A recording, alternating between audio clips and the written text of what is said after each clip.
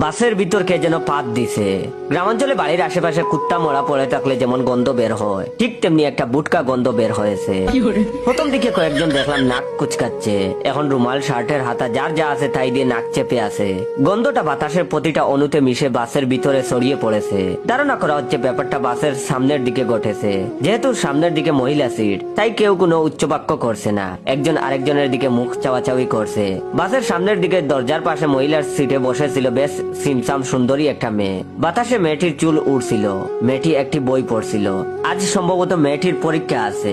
বিদেশে বাসে ট্রেনে মানুষ গল্প উপন্যাস পড়ে, আর ঢাকার বাসে সেটা আদি খেতা ছাড়া কিছুই না। বাসের চাপাচাপি আর গরমে দম ফেলাই যেখানে দুষ্কর, সেখানে বাধ্য না হলে টেক্সট বইও কেউ পড়ে না। আমি মেয়েটির দিকে একবার তাকিয়েছি যখন মেয়েটি বাসে উঠেছে।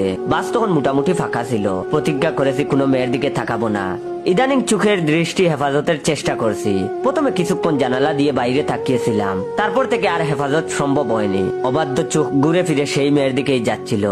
পাত কেলেঙ্কারির আগ পর্যন্ত যতবার মেয়েটির দিকে তাকিয়েছি তত টাকা পকেটে থাকলে এই গরমে বাসে করে যেতে হতো না।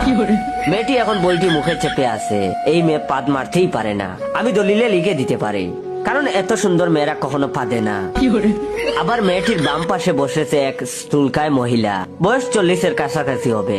মহিলা বাড়ির সাজ সেজেছেন, কপালে আবার লম্বাটে আরবি অক্ষরের আলিফের মতো টিপ এঁকেছেন। গেমে মুখের সাদা মেকআপ কাদাটে হয়ে গেছে। মহিলার হাতের দিকে তাকিয়ে দেখি মুখের রঙের সাথে কোনো মিল নেই। শাড়ি পরেছেন, পেট বের হয়ে আছে, দেখতে বিচ্ছিরি দেখাচ্ছে। তাই আমার ধারণা পাটটা এই মহিলাই মেরেছে। শাড়ির আঁচল মুখে চেপে আছে, যেন খুকুটি পাদ মারতেই পারে না। আমি দলিলে লিখে দিতে পারি পাটটা এই মহিলাই মেরেছে। সামনের দিকে বাসে আছে টাক মাতার এক ভদ্রলোক। তিনি কিছুক্ষণ আগে হকারের কাছ থেকে বাংলাদেশ প্রতিদিন পত্রিকা কিনেছেন। তিনি পত্রিকায় ডুবে আছেন। টাক মাথা আর পত্রিকার দ্বারা বাম হাত ছাড়া কিছুই দেখা যাচ্ছে না। তার পাশে জানালার সিটে বসেছেন ছোটখাটো মাঝবয়সী এক ভদ্রলোক। বাসে উঠার সময় দেখেছি তিনি ঘুমিয়ে আছেন। এখন জেগেছেন কিনা জানি না, হয়তো পাদের গন্ধে মরেই গেছেন। তারপরে সিটে বসেছে কলেজ পড়ুয়া দুই ছেলে, গলায় কলেজের নামের ফিতা ঝুলছে। ওরা দুজন মোবাইলে মিনি মিলিশিয়া খেলছিল। কন্ডাক্টর হাফ ভাড়া দিতে রাজি হয় নাই, তাই কলেজের সামনে গেলেই দেখে নিবে বলে হুমকি দিয়েছে। 2-4টা বর্গীয় গালি বিনিময়ের পরে কন্ডাক্টর হাফ ভাড়াই নিয়েছে। আমিও ভাবলাম বিশ্বজুড়ে পাঠশালা মোর, সবার আমি ছাত্র হিসেবে হাফ ভাড়া দিব। বেজ্জত হবার ভয়ে আর সাহস করে বলতে পারিনি। ছেলে দুইটা ব্যাগের চেন খুলে তার মধ্যে মুখ বুজে আছে। এখন তাদের বাম পাশের দুই সিটে বসেছেন এক হুজুর আর তার স্ত্রী। হুজুরের দাড়ি বুড়ি দুইটাই আছে।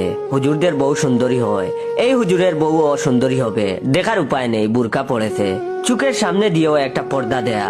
হুজুর একটু পরপর তার স্ত্রীর কানের কাছে মুখ নিয়ে কি যেন বলেন আর খেক খেক করে হাসেন।